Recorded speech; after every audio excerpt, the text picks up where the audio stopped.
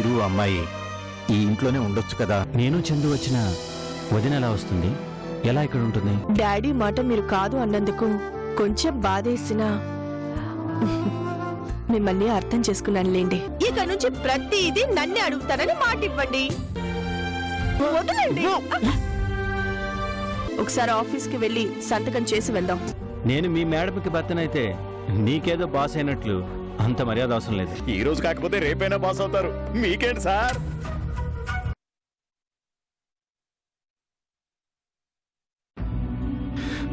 ఏంటోరా, అప్పుడే పెళ్ళై అమ్మాయి కాపురానికి వెళ్ళిందంటే మనసంతా ఏదోలా ఉందిరా. చూడు ఇల్లంతా ఎలా బోసిపోయిందో.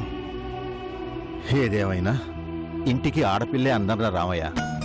అవునయ్యా, ఆడపిల్ల ఉంది అంటే ఇంట్లో మహాలక్ష్మి ఉందంటారు కదయ్యా. కృష్ణాను చందుతో పాటు ఇక్కడే ఉండమని అడిగానా? అల్లుడు గారు ఒప్పుకోలేదురా. ఒప్పుకుంటే బాగుండేది. ఎలా ఒప్పుకుంటారయ్యా? ఏ మగాడైనా పెళ్ళైన తర్వాత భార్యని కాపురానికి తీసుకెళ్తాడు గాని అత్తారింటికి ఇల్లరికి రావాలని ఎవరు కోరుకోరయ్యా. అమ్మాయి గారు ఎంత మంచి మనిషి అయినా ఇల్లరికి రావాలంటే అంత తేలిక కాదయ్యా. నాకు తెలుసులేరా, ఇంత పెద్దింట్లో నువ్వు నేను తప్ప ఇంకెవరూ లేకపోతే కళ్ళుండదని అడిగాను. పొద్దున్న లేస్తే నా మొహం నువ్వు, నీ మొహం నేను చూసుకుంటూ ఉండాలి. ఓ పని చేద్దామయ్యా, నిద్ర లేవగానే నా ముఖం నేను, తమరి ముఖం తమరు చూసుకుందాం. ఏమంటారు? నీ ముఖంలా ఉందంటాను. తిక్కుమాలిన ఐడియాలు నువ్వును. ఏంటోరా, ఆడపిల్ల ఎదుగుతున్నంతసేపు గుండెల మీద బరువున్నట్లే అనిపిస్తుంది. ఆ బరువు పెళ్లి చేసి ఎప్పుడెప్పుడు దించుకుందామా అనిపిస్తుంది. తీరా పెళ్లి చేశాక ఇల్లంతా బోసిపోయి లోకమంతా చీకట్లా అనిపిస్తుంది. మళ్ళీ ఇంటికి కళొచ్చేది ఎప్పుడు? పిల్లా పాపలతో ఇల్లంతా సందడి సందడిగా ఉంటే చూడాలనుందిరా. దాందే ఉంది తాతయ్య. రామ్మ చందురా. ఒక సంవత్సరం ఆగండి. ఇప్పుడు ఇంత పెద్ద మనవరాలైన నేను మళ్ళీ మీ మనవరాలిగా ఈ ఇంట్లోనే కేర్ మన ఏడుస్తూ ఉయ్యాల్లో ఆడుకుంటాను. అలా మాట్లాడకమ్మా. ఏంటి తాతయ్య, నేను దూరం కాను, ఈ ఇంట్లోనే మళ్ళీ పుడతాను అంటుంటే అలా అనకు అంటారేంటి? అలా అని చిదుగో ఇప్పుడే దేవుడి దగ్గరికి వెళ్ళి పూజ చేయించి అగ్రిమెంట్ కూడా రాయించుకొని మరీ వస్తున్నాను. చూడమ్మా, నువ్వు మనవరాలిగా పుడతాను అంటే సంతోషంగా ఉన్నా, నువ్వు దూరం అవుతావు అంటే బాధగా ఉందమ్మా. ఆ బాధ ఉండకూడదనే తాతయ్య నేనే మీకు మనవరాలిగా పుడతానని చెప్తున్నాను. ఇదిగో రామయ్య, నువ్వే సాక్ష్యం. నిన్ను పసిబిడ్డగా ఈ ఇంట్లో అడుగు పెట్టాక నన్ను చాలా బాగా చూసుకోవాలి. నన్ను ఏడిపించకూడదు, కోప్పడకూడదు, తిట్టకూడదు, కొట్టకూడదు. నన్ను ఓ మహారాణిలా చూసుకుంటానని నాకు మాట ఇవ్వాలి. ఏం తాతయ్య, ఇస్తారా? నువ్వెప్పుడూ మహారాణివేనమ్మా. ఇప్పుడైనా ఎప్పుడైనా నువ్వు మహారాణివే. నీ వల్లే ఈ ఇంట్లో సంతోషం వెలువరిస్తోంది. నా కూతురు మనసులో ప్రేమను పుట్టించి మీ అమ్మని చేసుకున్నావు కదా. ఇందులో నా గొప్పతనం ఏమీ లేదు తాతయ్య.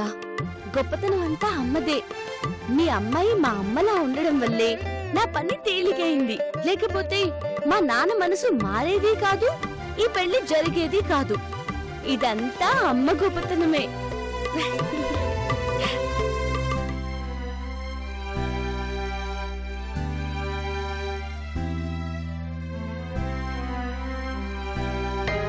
ఏమండి, ఈ చీర ఎలా ఉంది? బాగుంది.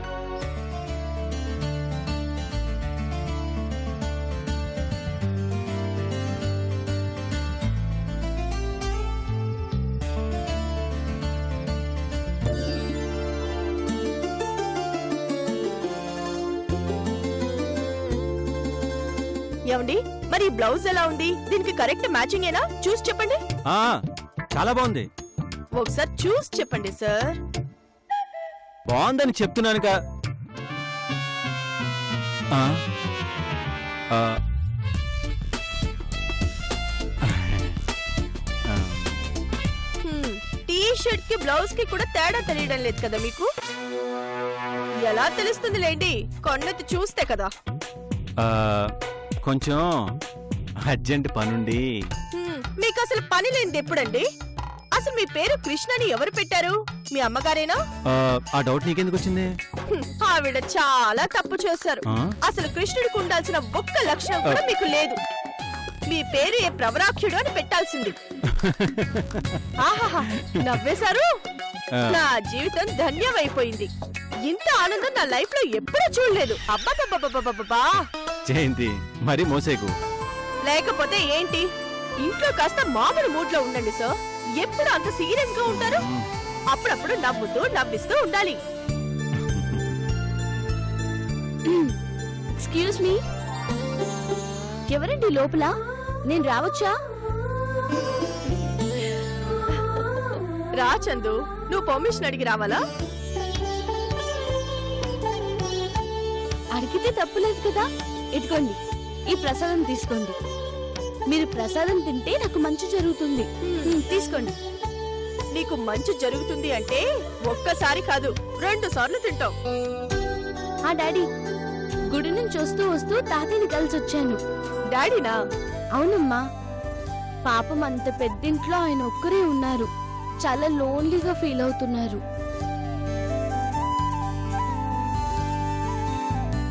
అందుకే నన్ను వచ్చి అక్కడ తోడుగా ఉండమంటున్నారు. తాతయ్యని చూస్తుంటే నాకు చాలా బాధగా అనిపించింది డాడీ. తాతని కూడా తీసుకురాలేకపోయావమ్మా. ఇక్కడైతే అందరూ ఉంటాం కదా. ఆయన ఒక్కరే అక్కడ ఏం చేస్తారు చెప్పు?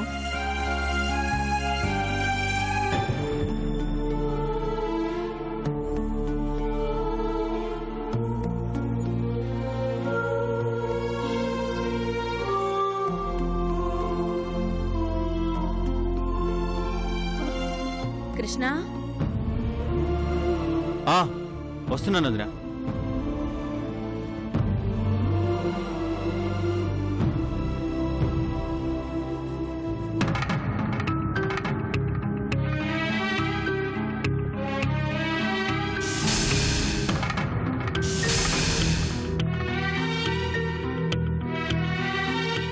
ఏంటోదినా ఆ బ్యాగ్ ఏంటి? ఏదైనా ఊరికి వెళ్తున్నావా? లేదు కృష్ణ, ఇక నుంచి నేను ఆశ్రమంలో ఉందాం అనుకుంటున్నాను. ఏంటక్క నువ్వనేది? నువ్వు ఆశ్రమంలో ఉండడమేంటి? ఏం జరిగింది? ఏమీ జరగలేదమ్మా. ఏంటి పెద్దమ్మా ఇది? ఇలాంటి నిర్ణయం తీసుకోవడం ఏంటి? ఏంటోదినా, నా వల్ల ఏదైనా తప్పు జరిగిందా? ఎవరి వల్ల ఏ తప్పు జరగలేదు. నేను వెళ్ళాలనుకుంటుంది కేవలం నా నిర్ణయమే తప్ప ఇందులో ఎవరి తప్పు లేదు. అసలు నువ్వెందుకు వెళ్ళాలనుకుంటున్నావక్క? నాకు తెలుసు, నేనే తెలుసో తెలియక ఏదో వాగుంటాను. ఐఎమ్ సారీ అక్క. అయ్యో, అదేం లేదమ్మా. మరెందుకు వెళ్తానంటున్నావు పెద్దమ్మా? ఆశ్రమంలో నా అవసరం చాలా ఉంది తల్లి. అక్కడ ఉండే అనాథ పిల్లలకి సరిగ్గా అన్ని అందడం లేదు. సరైన మనిషి లేకపోతే అక్కడ వాళ్ళు ఎలా పడితే అలా చేస్తున్నారు. పిల్లలు చాలా ఇబ్బంది పడుతున్నారు. అందుకే నేను వెళ్దాం అనుకుంటున్నాను. దయచేసి నన్ను ఆపకండి. వదినా, ఇంకొకసారి ఆలోచించు. నిజంగా ప్రాబ్లం ఉంది అంటే నమ్మకమైన వాళ్ళని పెడదాం. అంతేగాని నువ్వు వెళ్ళటం ఏంటి వదినా? ఇది అన్నయ్య ఉన్న ఇల్లు. అన్నయ్య ప్రాణం ఇక్కడే పోయింది. ఆయన ఆత్మ ఇక్కడే తిరుగుతూ ఉంటుంది వదినా. నువ్వు వెళ్ళిపోతే అన్నయ్య చాలా బాధపడతాడు. నీ అన్నయ్య ఆత్మ నాతోనే ఉంది కృష్ణ. ఆయన నేను ఎక్కడికి వెళ్ళినా నాతో వస్తారు. ఆ పిల్లలందరిలోనూ ఆయన్ని చూడాలి అనే ఆశ్రమం స్థాపించాను. నేనెప్పటికైనా అక్కడే ఉండాలని ఎప్పుడో నిర్ణయించేసుకున్నాను. నన్ను వెళ్ళనివ్వండి ప్లీజ్. పెద్దమ్మా నేను నీతో పాటే వస్తాను. వద్దమ్మా, కావాలంటే అప్పుడప్పుడు నన్ను చూడడానికి ఆశ్రమానికి రా చాలు. వదినా, ఇలా మా అందరినీ కాదని వెళుతుంటే చాలా బాధగా ఉంది. నేనెక్కడికెళ్తున్నాను కృష్ణ? ఆశ్రమానికేగా. ఎంత దూరం ఉంది గనక ఎప్పుడు రావాలనిపిస్తే అప్పుడు రావచ్చు. నేనేదో కనిపించినంత దూరం వెళ్తున్నట్టు అంత బాధపడతావెందుకు? జయంతి, నీ ఆయన్ని చందుని నీ చేతుల్లో పెడుతున్నాను. జాగ్రత్తగా చూసుకో. వస్తాను.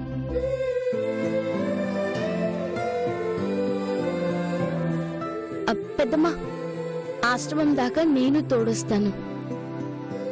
సరే రా.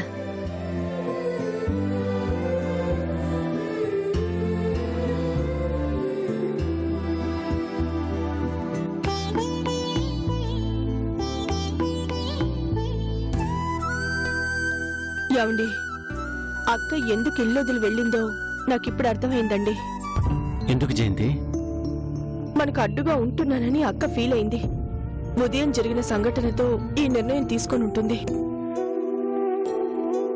తను నిర్ణయం తీసుకుంటే ఎవరు చెప్పినా మారు జయంతి.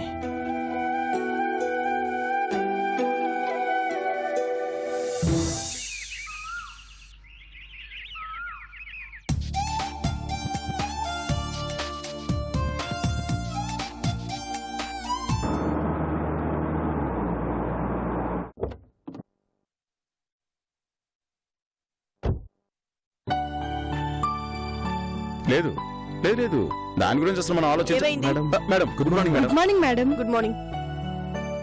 ఏంటి హడావిడి? చాలా థ్యాంక్స్ మేడం. థ్యాంక్స్ దేనికి? ఓ నెల జీతం బోనస్ గా ఇచ్చారు కదా మేడం, అందుకోసం మన స్టాఫ్ అంతా బోనసా? బోర్డులో నోటీస్ పెట్టి ఒక్కసారిగా మా అందరికీ సర్ప్రైజ్ ఇచ్చారు కదా మేడం. మా అందరికీ చాలా సంతోషంగా ఉంది. Once again thanks madam.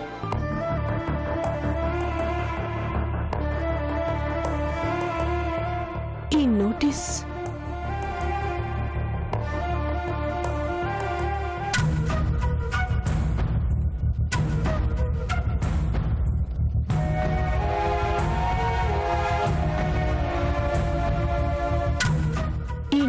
ఎవరు అనౌన్స్ చేశారు? బోనస్ ఎవరిచ్చారు? అనంతరామ్ గారికి ఫోన్ చేద్దాం. చెప్పండి మేడం. అనంతరామ్ గారు ఒకసారి లోపలికి రండి. అలాగే మేడం.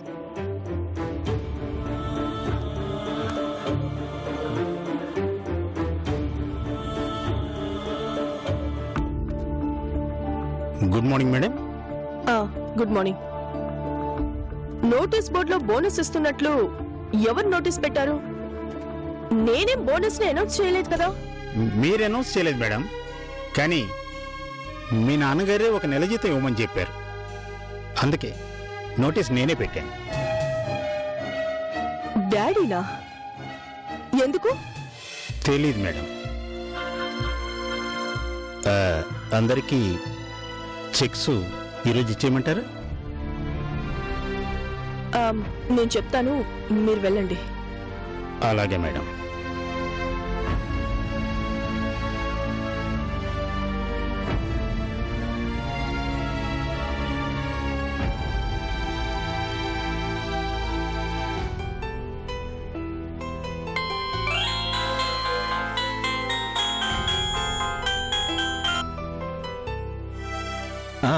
చెప్పమ్మా జయంతి. ఏం డాడీ, స్టాఫ్ కి ఒక నెల జీవితం బోనస్ ఇవ్వమని అనౌన్స్ చేశారట, ఎందుకు? ఓ అదే, అది నీ పెళ్లి సందర్భంగా నేనే ఇవ్వమని చెప్పానమ్మా. ఏంటి డాడీ మీరు నన్ను అడగకుండా ఎందుకు అనౌన్స్ చేశారు? మొన్ననే కదా ఇంక్రిమెంట్స్ ఇచ్చాం, మళ్ళీ బోనస్లేంటి? నీకు పెళ్లి ఘనంగా చేద్దాం అనుకున్నానమ్మా, కుదరలేదు. కనీసం ఇలాగైనా నలుగురితో ఆనందం పంచుకున్నట్టుంటుందని నెల జీతం బోనస్గా ఇస్తే వాళ్ళింట్లో హ్యాపీగా ఫీల్ అవుతారు. అదే మీకు దీవెనమ్మా.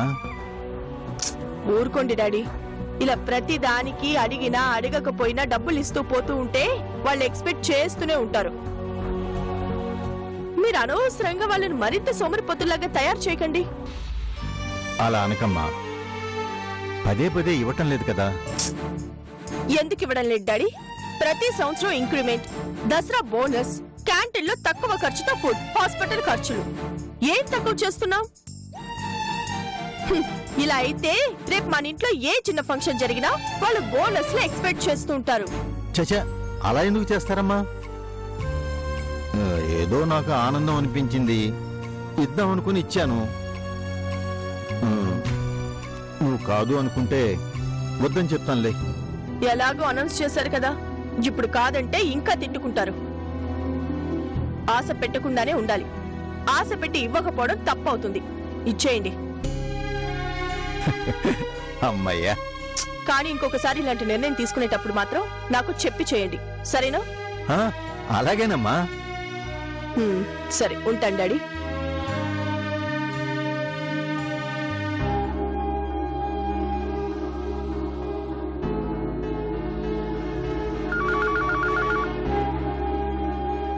అనంతరావు గారు, చెప్పండి మేడం. ఆ బోనస్ ఏదో ఇచ్చేయండి. అది నా మ్యారేజ్ సందర్భంగా ఇస్తున్నాము అని స్టాఫ్ కి పర్టికులర్ గా చెప్పండి. అలాగే మేడం.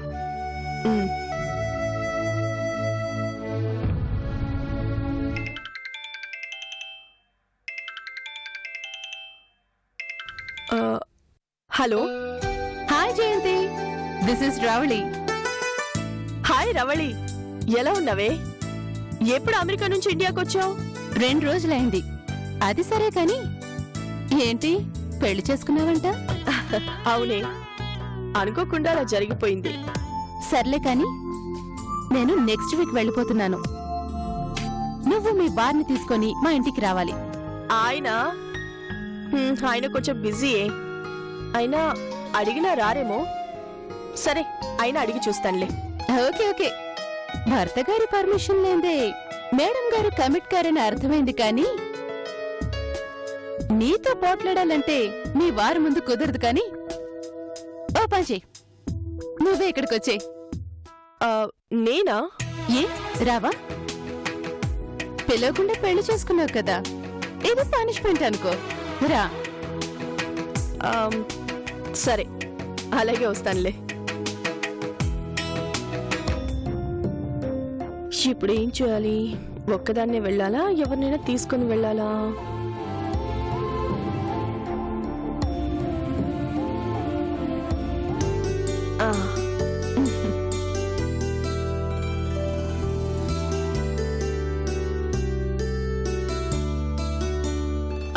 చందు, ఎక్కడున్నావు?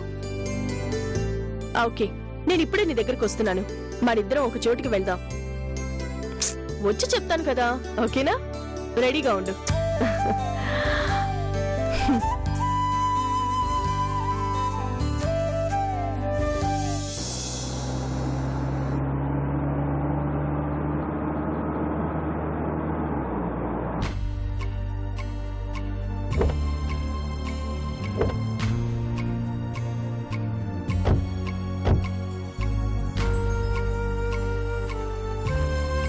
ఏంటమ్మా ఇక్కడ తీసుకొచ్చావు? ఇదెవరిల్లు?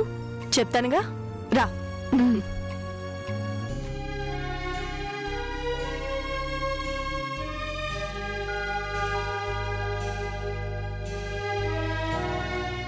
రవళి,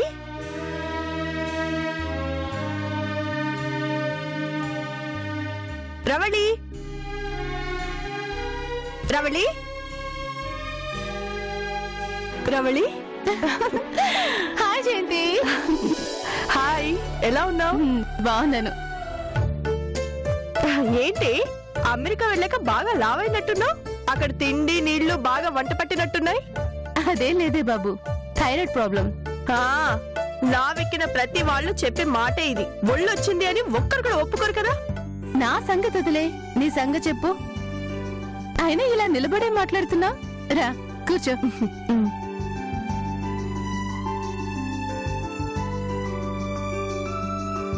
అవును, నీ ఫ్రెండ్ ని పరిచయం చేయవా? Hi, I'm Ravali. జయంతికి క్లాస్మేట్. నమస్తే, నా పేరు చందు, చంద్రలేఖ. ఇంతకీ మీరు జయంతికి ఎలా పరిచయం? చందును ముండు. ఏ రవళి, నీకు ఫేస్ రీడింగ్ తెలుసని గొప్పలు చెప్పేదానివి కదా, నీకు చేతనైతే తను నాకేమవుతుందో చెప్పవే. మ్మ్. నీకు మేనకోడలు. నాకు అన్నయ్యలు తమ్ముళ్ళు ఎవరున్నారు? అయితే ఆడపడుచు కాదు. అయితే ఎవరైనా ఫ్రెండ్ కూతురా? కాదే. మరెవరే? చందు, ఎవరు నువ్వు చెప్పు. ఈవిడ మా అమ్మ. అమ్మ? అమ్మేంటి? అవునే, తను నా కూతురు. అంటే నువ్వు పెళ్లి చేసుకున్నది రెండో పెళ్ళతన్నా?